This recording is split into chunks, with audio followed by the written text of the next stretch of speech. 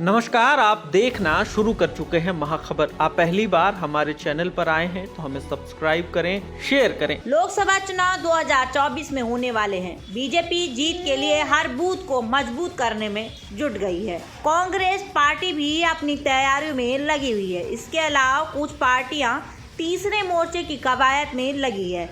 अगले आम चुनाव के नतीजे इस बात पर निर्भर होंगे कि बीजेपी के खिलाफ विपक्ष कितना एकजुट होता है। तो वहीं ये एक सर्वे में बीजेपी के लिए खतरे की घंटी बजती दिख रही है। सी वोटर सर्वे के मुताबिक वैसे तो ब्रांड मोदी का जादू फिर चलता दिख रहा है, लेकिन कुछ राज्य ऐसे भी हैं जहां पर बीजेपी को भारी नुकसान होता दिख रहा है।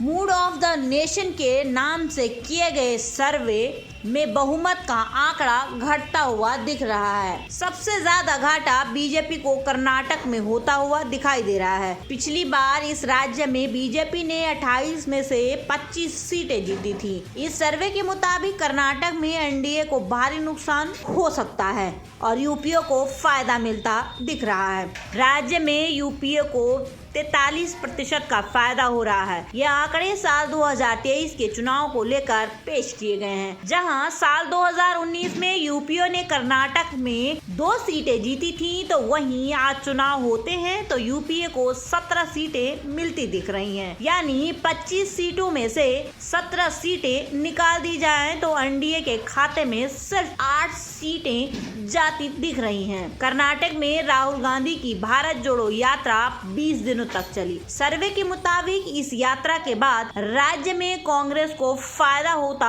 दिख रहा है। राहुल ने कर्नाटक के अंदर काफी रणनीति तैयार की थी।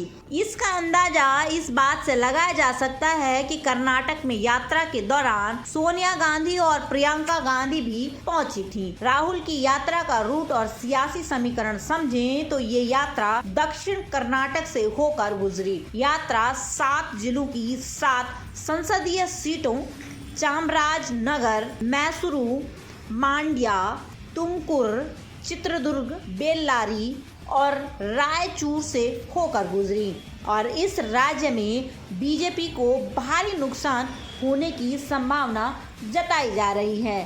धन्यवाद।